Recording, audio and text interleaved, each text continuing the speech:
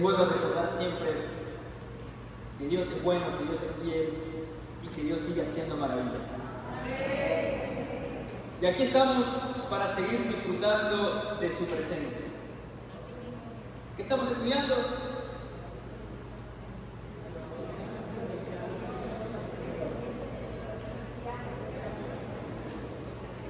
Me voy un miércoles, ¿verdad? Y ya... Cristianos frente a tiempos peligrosos, ¿verdad?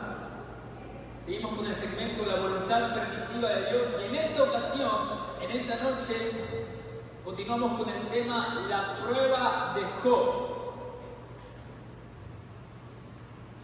Y antes de continuar vamos a entregar este tiempo en las manos de Dios. Padre Santo, gracias Señor, te damos una vez más por tu presencia en esta noche, aquí en tu casa. Qué bonito es habitar en tu hogar, en tu casa. Padre, poder conectarnos contigo, poder conectarnos con el Espíritu Santo. Qué maravilloso es, Señor, poder disfrutar plenamente de tu gozo, de tu paz, de tu presencia. Padre, desde ya estamos atentos, expectantes. Declaro, Señor, cada mente abierta, Dios, cada sentido, Padre, atento a lo que tú nos quieres enseñar en esta noche a través de tu palabra. Una vez más te rogamos que sean tus pensamientos en mi mente y tus palabras en mi boca para poder hablar todo aquello que tú quieres que yo diga. Y como siempre, Señor, toda la gloria, el imperio, la alabanza y el honor sea solamente para ti. En el nombre de Cristo Jesús. Amén y amén.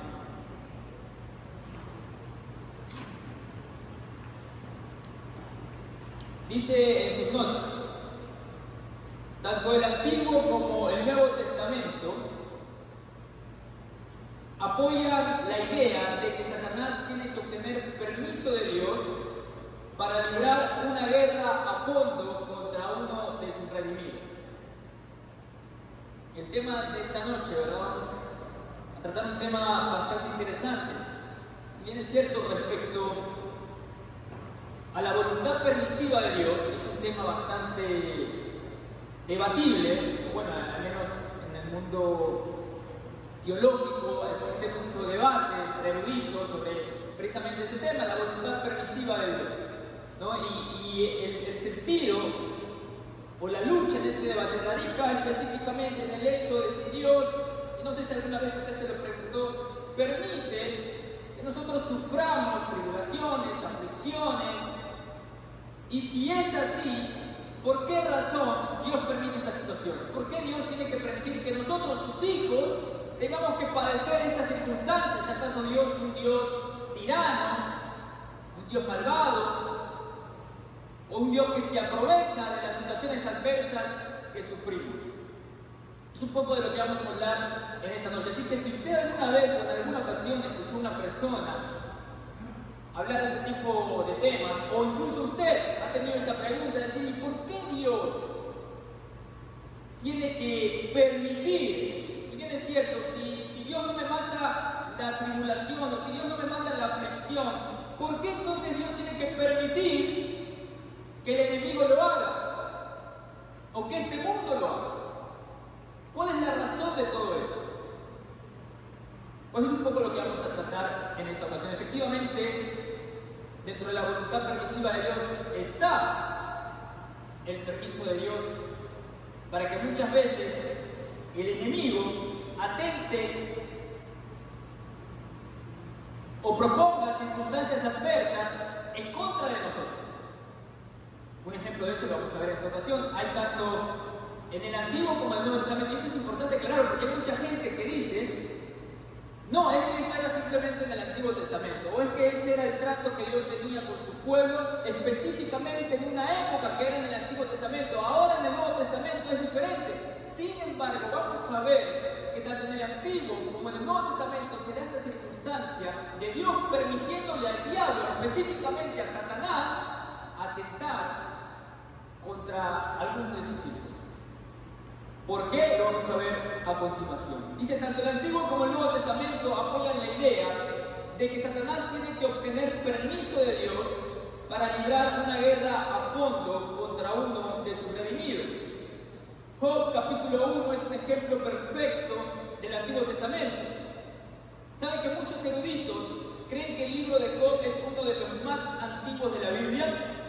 Yo creo que esto es muy significativo, ya que tiene que ver con un hombre, su Dios, y una guerra invisible.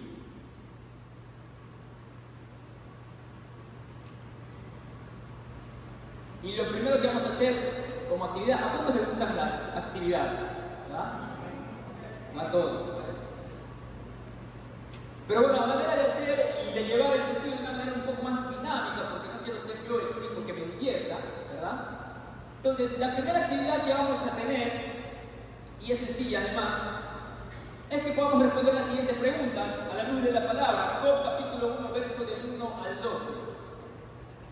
Damos unos minutos para que usted pueda ir chequeando los versículos e ir respondiendo.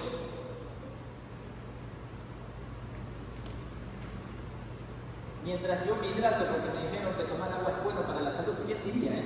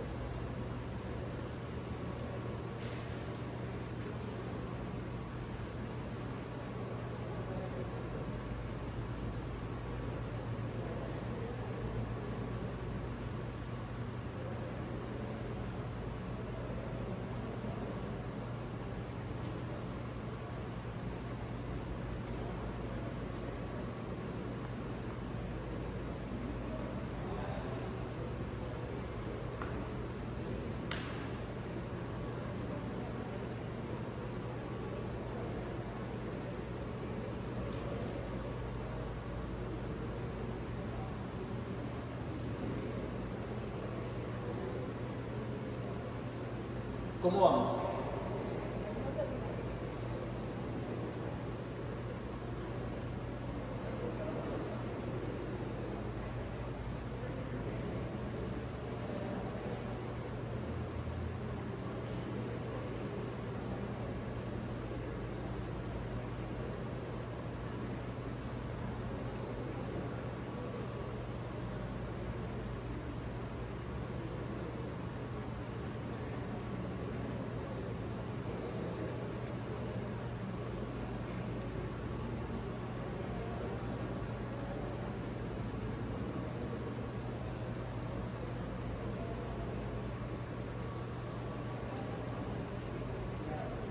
A ver los que ya han terminado.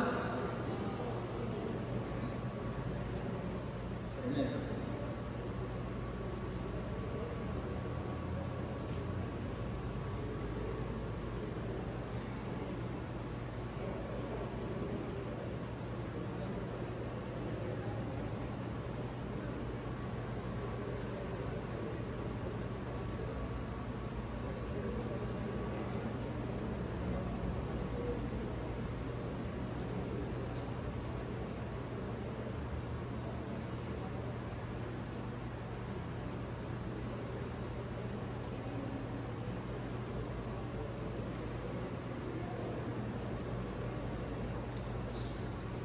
Estamos.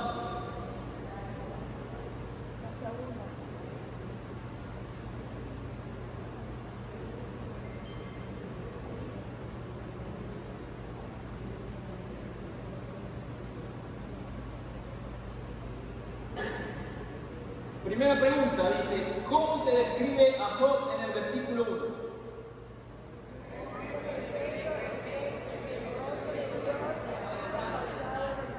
Como varón perfecto, recto delante de Dios. ¿Qué aprende usted de Job en el versículo 3?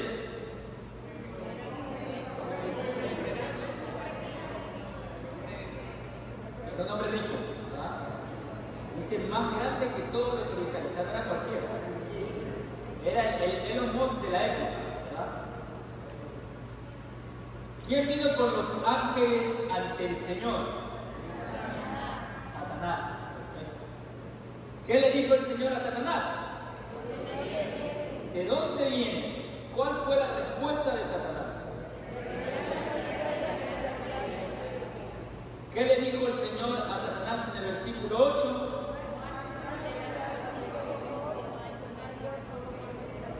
Básicamente ofrecen bandeja de plata, ¿no? A Job. ¿No has considerado a mi siervo Job? ¿Cómo respondió Satanás en los versículos del 9 al 11?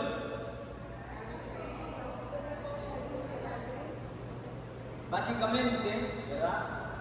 Está diciendo a Dios, Job te adora solamente porque tú has sido bueno con él. ¿Qué le dijo el Señor a Satanás en el versículo 12?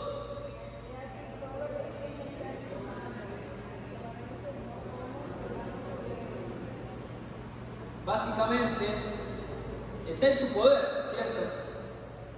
Puedes atacarlo como quieras, solamente no toques su vida. ¿Qué hizo Satanás? Se fue, dijo, bueno, me dieron luz verde, a trabajar.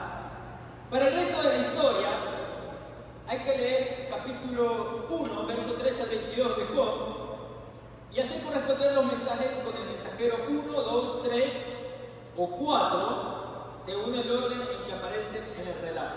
Esta es la segunda actividad. Entonces, cuando Job es atacado por el diablo, están los mensajeros que le vienen a decir pues todo lo que le pasó. ¿No? ¿Sabes qué? Se destruyó tu casa, ¿sabes qué? Tus hijos perecieron, solamente escapé yo. Y esa es la frase que se repite, solamente escapé yo para darte la mala noticia. Imagina, mejor me hubieras escapado. Pero bueno, vamos a ver y vamos a ordenar, usted va a tener que ordenar. Hay 4 mensajeros que le vienen a dar 4 malas noticias a Job. Y usted tiene que ordenar, según el texto que aparece ahí, qué mensajero dijo qué cosa. Mensajero 1, mensajero 2, mensajero 3 o mensajero 4. Que es bastante sencillo, de hecho usted se puede guiar ahí con los versículos.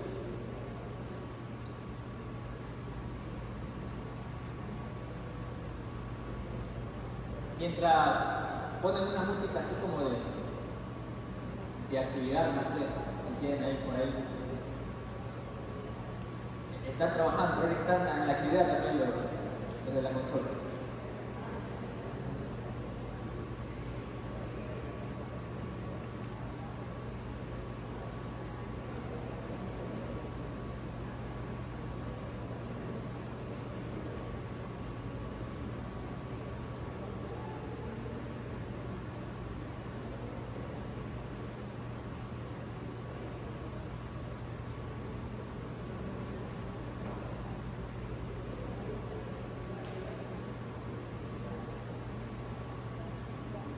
¿Cuántos ya terminaron?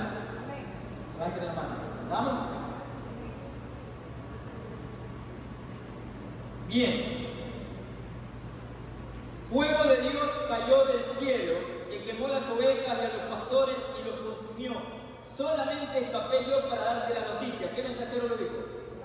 Mensajero 2. Tus hijos y tus hijas estaban comiendo y bebiendo vino en casa de su hermano el primogénito, y un gran viento vino del lado del desierto y azotó 4 esquinas de la casa, la cual cayó sobre los jóvenes y murieron. ¿Qué mensajero lo dijo? Estaban arando los bueyes y las asnas paciendo cerca de ellos, y acometieron los saberos y los tomaron y mataron a los criados a filo de espada. ¿Qué mensajero? Y por último, los caldeos hicieron 3 escuadrones y arremetieron contra los camellos y se los los llevaron y mandaron a los criados a filo de espada. ¿Qué mensajero? Perfecto. ¿Qué día, que tuvo Job? Cuanto más lo pienso, más inquietante me resulta. Se da cuenta de que Job soportó toda esta tremenda tribulación sin siquiera saber que estaba en medio de una pelea entre el Dios del universo y la cabeza de dragón del infierno, Satanás. Incluso al final del libro, Job todavía no tenía ni idea. Había aprendido bastante sobre la soberanía de Dios, pero todavía no tenía el concepto de la fidelidad que Dios le había demostrado. Y eso es interesante porque, si bien es cierto, nosotros, y por eso me gustaba resaltar el hecho de que el libro de Job, según algunos eruditos, es uno de los primeros en haber sido escritos de la Biblia. Algunos incluso se atreven a decir que Job es el primer libro en ser escrito en la Biblia, ¿no? Porque Génesis, Éxodo, bueno, el Pentateuco en general, se sabe que fue escrito por Moisés. Sin embargo, Job se remonta al tiempo de los patriarcas, mucho antes de que Moisés naciera. Entonces, algunos eruditos incluso dicen que Job pudo haber sido el primer libro escrito en toda la Biblia. ¿Y a qué voy con todo esto? De que si bien es cierto, nosotros, en momentos difíciles, en tribulaciones, en aflicciones, si bien es cierto, sufrimos, algunos padecemos, hay dolor de por medio, pero también hay una esperanza que conocemos. Y es que Dios siempre permanece fiel. Y tenemos su palabra y ella nos anima, nos inspira a seguir adelante. Sin embargo, Job no tiene idea de eso. Es pionero en todo eso. Y Job ni siquiera sabe que todo lo que está pasando es una pelea entre el reino de Dios y el reino de las tinieblas. Y sin embargo está soportando todo eso, pensando, puede imaginar la incertidumbre que tiene Job, más allá de todo el dolor, pero la incertidumbre de saber por qué me está pasando todo esto, qué hice yo, qué está ocurriendo, dónde está mi Dios. Ni siquiera tengo un texto bíblico, ¿verdad?, que pueda decirme qué es lo que está pasando. No está en no temas y no desmayes porque Jehová tu Dios estará contigo. No existe Josué 1:9 todavía.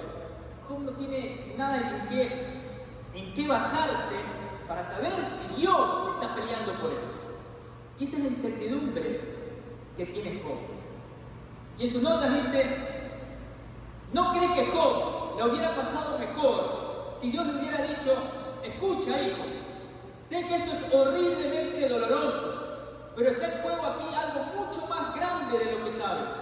De verdad eres un hombre justo en un mundo injusto. Satanás piensa que te derrumbarás si te quito parte de mi protección y bendición. Quiero que él vea que tú no lo harás. Así que, por más duro que sea, mantente firme. Todas las huestes del cielo están firmes, pie en tierra a tu favor. Y todas las huestes malignas del infierno te están acechando. Gana un punto crucial para el equipo. ¿Lo harás? ¿Cómo se hubiera sentido usted si en medio de la aflicción, o cómo se sentiría usted si en medio de la tribulación, en medio de la prueba, Dios le manda este mensaje? ¿No se sentiría más motivado? ¿Verdad? ¿No se sentiría más esperanzado, más inspirado para seguir soportando, para seguir manteniéndose firme? ¿Cómo se sentiría usted? No me lo diga a mí, ¿verdad? Escríbalo ahí en sus notas. Hay una pregunta que dice, ¿cómo se sentiría? Pero si bien es cierto, marca una diferencia, ¿no? El saber que hay alguien ahí que te está animando, primero que te está dando una explicación de todo lo que estás pasando, de todo lo que estás sufriendo, y saber que no es por gusto. Y segundo, que te da esperanza de que está contigo y que en todo esto tú vas a obtener la victoria. Ese tipo de explicación en lo personal hubiera influido mucho en mí. ¿Qué pudiera ser más motivador que un espíritu feroz de competencia? ¿Cuántos son competitivos? Háganse más que bien que cuando hay juegos de mesa y todo lo demás, o hacen dinámicas y competencias, ahí me salen los competitivos. ¿Cuántos son competitivos? Sí, me consta de algunos, algunos más que otros. En este mismo momento me estoy imaginando una repetición de la última escena climática de la película Rudy. No sé cuántos han visto la película Rudy. Un chico que va a una universidad y quiere jugar fútbol. ¿No la han visto? Ya más películas. No. Todo lo que quería el personaje principal era jugar al fútbol para Notre Dame. Consigue ser aceptado en la universidad, pero no es lo bastante bueno para el equipo. Finalmente le permiten asistir a las prácticas. Al poco tiempo, los otros jugadores ven que sirve, aunque le falta tamaño. Lo mismo le pasaba a mí en el colegio. En el último partido de su último año en la universidad que logra jugar, el partido está por terminar. Los compañeros de equipo están mirando el reloj, esperando que el entrenador lo ponga a jugar. De repente, el equipo y los aficionados comienzan a gritar: Rudy, Rudy, Rudy. Es la última jugada del partido. El entrenador lo envía al campo y el pequeño joven que viste un uniforme de fútbol de Notre Dame corre con toda la energía que tiene a lo largo del campo mientras su padre lo alienta desde las gradas. Qué pena que no se haya visto la película, ¿eh? Ya le hice spoiler de todo lo que pasó. Pero me guardé el resultado, no lo puse porque si alguien quiere ver la película. Porque al final gana. Y esto me recuerda a una anécdota, ¿verdad? Que hemos participado en algunos torneos representando a nuestra madre iglesia que hace Encuentro con Dios. Bernardo estaba ahí incluso, ¿verdad? Y en uno de estos torneos, como siempre, yo, jugador estrella, no me podía faltar. Me sentía como Cristiano Ronaldo en el Mundial, en la banca. No sé por qué se ríen algunos. Y claro, es interesante, porque a mí me pasó algo similar a lo de Rudy. Que Rudy estaba en la banca, ¿verdad? Porque uno dice, no, bueno, pero este pequeñito, y lo subestimaba por el tamaño. Y a mí me estaba pasando pues lo mismo, básicamente, ¿no? Además que allí había gente con nada. Y yo siempre fui pequeño, ¿no? Y me estaba pasando lo mismo que Rudy, por eso recordaba la anécdota, porque llegamos hasta la final, ¿verdad? Sí, jugué un par de partidos, marqué unos goles, me comí otros, ¿verdad? Pero llegamos a la final. Y ya en la final, estaba igualito que Rudy, ahí en la banca, esperando mi momento. Esperando el momento oportuno que yo dije, si es en el último minuto, voy a marcar la diferencia. Yo ya me había hecho la película, ¿verdad? Ya había pasado todo el momento en que ya me imaginaba un centro, ¿no es cierto? Y un golazo de chilena que la metía. Ya me había hecho toda la película. Y el último minuto, ¿qué creen que pasó?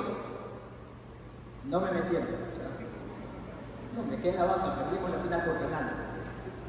Pero a lo mejor si me metía, ¿verdad? Pudo haber sido diferente la historia. No lo sabremos. Pero ¿cómo voy con todo esto? Que si bien es cierto, sea que el equipo gane o el equipo pierda, imagínense que al final el equipo gana. Así sea que usted haya estado en la banca, pero el equipo gana. Si bien es cierto, usted siente un gozo, una alegría, ok, ganamos. Pero ¿qué es mejor? Ganar habiéndose quedado en la banca o ganar y ser parte de la victoria, digamos parte activa de la victoria. ¿Qué es mejor? Es mucho mejor ser parte activa de la victoria, haber marcado un gol por lo menos. Y eso es lo que estaba pasando con Job. Dios estaba librando una batalla entre el reino de la luz y el reino de las tinieblas, pero no solamente eso, sino que había hecho parte a Job de toda esa batalla, para que él también no solamente pueda disfrutar la victoria desde la banca. Y muchas veces pasa eso con nosotros. En momentos de pruebas, en momentos difíciles, en momentos de circunstancias adversas, hay que tener en cuenta que lo que está en juego es algo mucho más grande que la simple tribulación. Es la oportunidad que tenemos para vencer, pero no solamente vencer, sino ser parte activa de la victoria de Dios en nuestras vidas. Y eso es lo que estaba pasando con Job. No nos alejamos, perdón, me estoy saltando. Se da cuenta de que Job fue tan agradecido que eligió creer en Dios y permanecer fiel. ¿Se puede imaginar cuán extraño se debe haber sentido Job al al darse cuenta de que había sido elegido por Dios para luchar una de las batallas terrenales más difíciles de la historia, de manera humanamente inexplicable, Dios permitió que Job fuera probado tan duramente porque él, es decir, Dios, tenía fe en él, es decir, Job.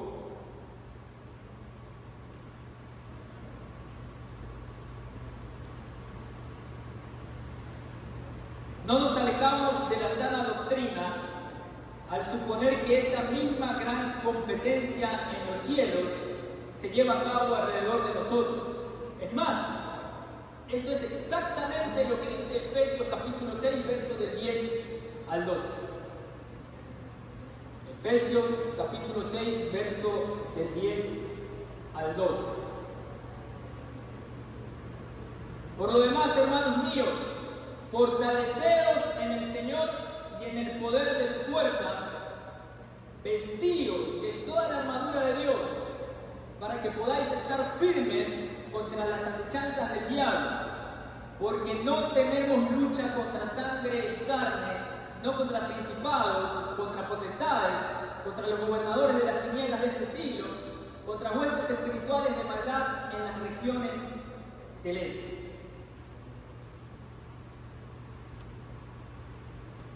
¿Quién podría decir que cuando las cosas realmente se ponen difíciles es que nosotros y otros creyentes hemos sido momentáneamente elegidos por Dios para demostrar nuestra fidelidad a Él? ¿Cuántos han sido elegidos? Usted y yo no tenemos idea de lo que sucede en el mundo invisible cuando se nos ataca. Si estuviéramos en medio de ese tipo de competencia, ¿no querríamos ganar? Me encanta saber que el equipo de Dios siempre va a ganar, pero además, mis amados, yo quiero ser parte de la victoria. ¿Cuántos quieren ser parte de la victoria de Dios? El equipo de Rudy ganó muchos partidos, pero muchos de los jugadores arruinaron los encuentros del equipo con malas jugadas. Eso es importante, porque muchos de nosotros, y es que no todos, queremos ser parte de las victorias del equipo de Dios. ¿Cuántos quieren ser parte de las victorias del equipo de Dios? Pero no muchas veces sabemos ganar las batallas.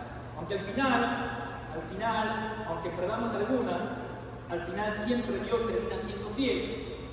Si bien es cierto, hay muchos errores y tropiezos que cometemos en el camino.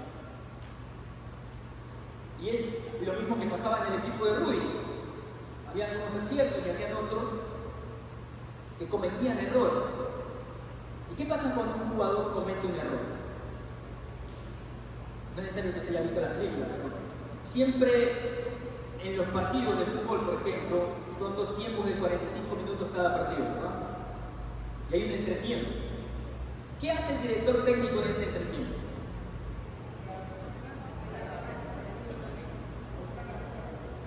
Exacto. No sé qué dijeron, pero me imagino que van a tener la razón, ¿verdad? Empieza a dar las directrices, intentar cambiar el esquema del equipo, ajustar las jugadas, ¿no es cierto? Y si alguien cometió un error, bueno, dice, mira fulanito, estás haciendo mal, no sé qué te pasa, estás distraído. Y empieza, algunos directores técnicos se ponen incluso muy estrictos y muy severos, pero todo es necesario para que el equipo al final gane. Y muchas veces pasa eso con nosotros. En sus notas dice, cuando Satanás aumenta la presión, con frecuencia me digo algo como esto: no tienes idea de lo que está sucediendo allá afuera, Abner. Esto pudiera ser realmente importante. Mantente firme y no des oportunidad a los líderes del infierno para que se alegren. Dios está de tu parte.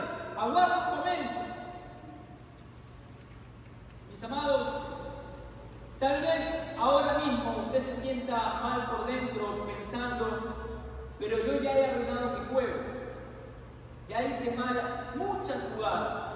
Ya cometí errores. No creo que Dios siga teniendo fe en mí o siga confiando en mí. He fallado en mi prueba. Escuche, hermano o hermana,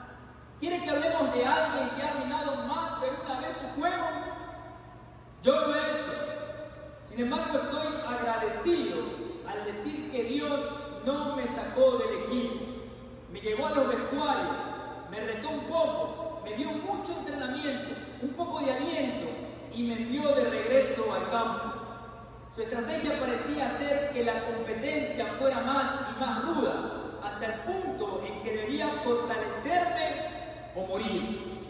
Para gloria de Dios he hecho la mayoría de mis jugadas desde entonces. Sí, a veces son raras, a veces son tardías, a veces no son muy bonitas, pero los puntos siguen acumulándose. Y eso es lo que Dios quiere hacer con nosotros. Sí, vamos a fallar un montón de veces, pero en esos momentos es que tenemos que prestar más atención a lo que dice nuestro entrenador.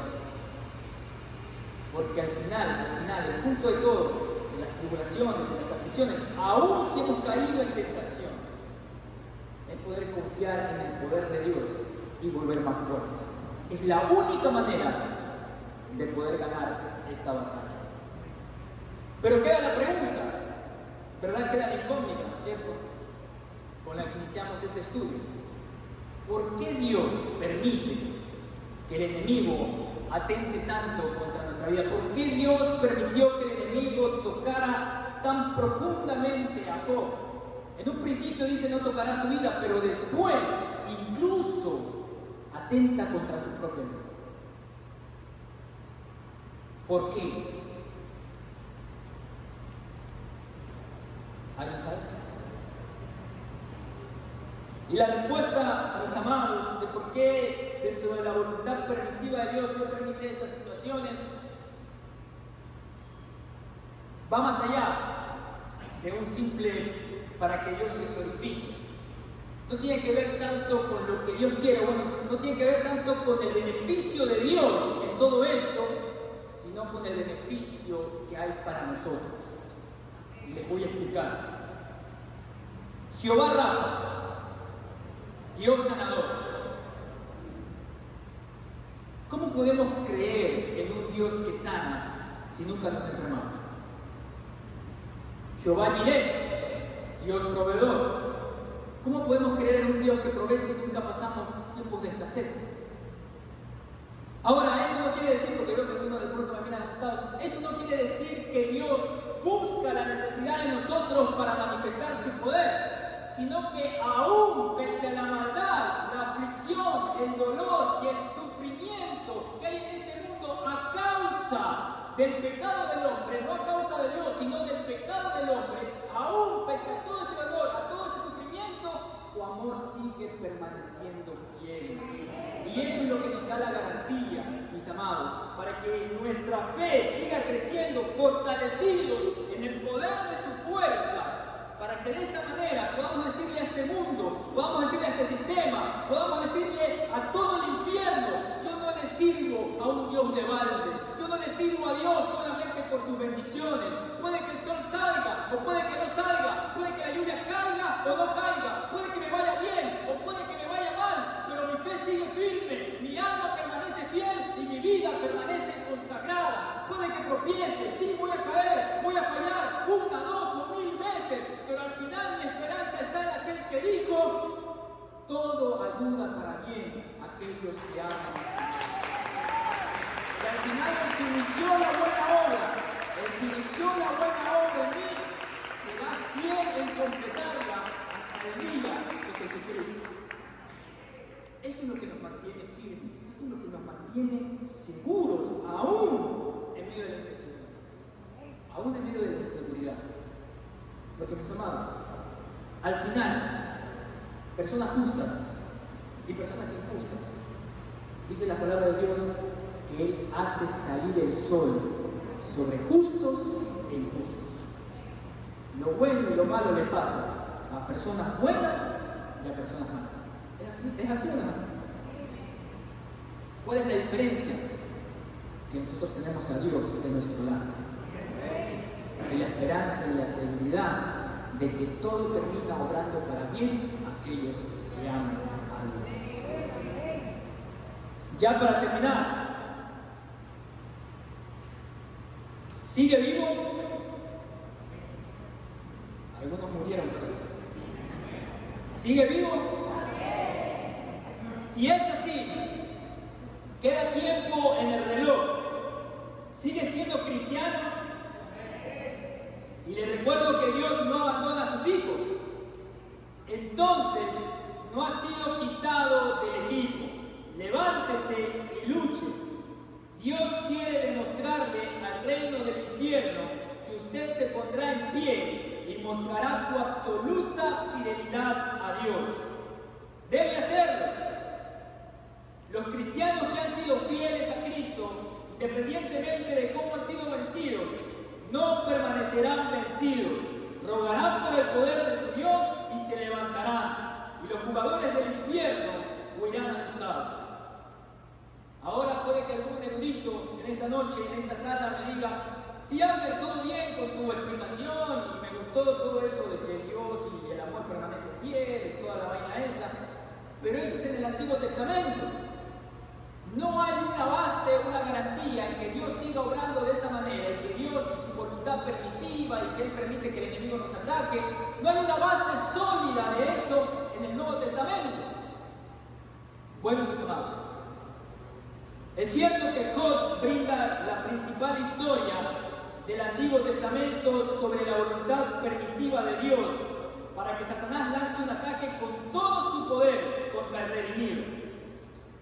¿Y qué sucede con el Nuevo Testamento? Bueno, eso es sencillo. Le sucedió a uno de mis mejores amigos.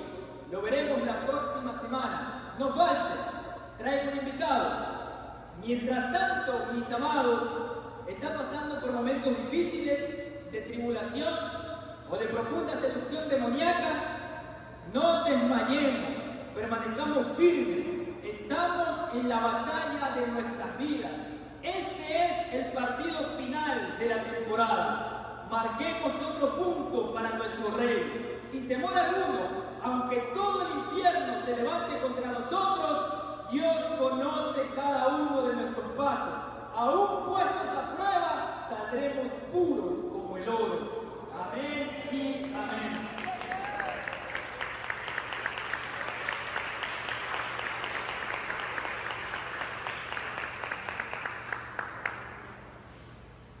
Padre Santo, gracias, Señor, te damos una vez más por tu presencia. Gracias, Espíritu Santo, por tus bendiciones. Señor, qué bueno es saber que aunque no es culpa tuya que padezcamos, que suframos, no creaste un mundo corrupto y corrompido, tú lo creaste perfecto. El sufrimiento, la corrupción se debió al pecado del hombre, pero aún tu amor sigue permaneciendo fiel. Y si tú permites muchas veces, si dentro de tu voluntad permisiva está el que muchas veces el enemigo atente contra los redimidos, contra tus hijos, es simplemente no solamente para manifestar tu poder, sino para que aún en medio de eso podamos ser testimonio vivo de que tú permaneces fiel en todo momento. Y que este mundo, que aún el infierno, Señor, pueda saber que no servimos a un Dios de balde, que no servimos a Dios solamente por sus bendiciones, que nuestro amor hacia ti no es solamente si nos va bien, sino que aún en lo más profundo de un abismo, si es que tenemos que padecer distintas pruebas y circunstancias, aún al punto de tener que dar la vida, Señor, qué bueno que pueda glorificar a Dios con todo lo que soy, y que el infierno sea testigo, y todo este mundo y toda esta generación sea testigo de que sí se puede permanecer fiel, aún hasta la muerte, a un Dios vivo. Y qué bueno, Señor, que aún en todas estas pruebas nuestra fe va creciendo más y más, fortalecidos en el poder de tu fuerza, mucho más preciosa que el oro, dará gloria y alabanza a nuestro Rey. Gracias te damos, Señor. Padre, ahora también queremos entregar delante de ti nuestras ofrendas y nuestros diezmos. Gracias, Señor, por cada una de tus bendiciones. Y gracias, Señor, también por las promesas y bendiciones que se añaden conforme a tu palabra. Qué bonito es poder adorarte y honrarte con mis diezmos y con mis ofrendas. Gracias te damos en el nombre de Jesús. Amén y amén.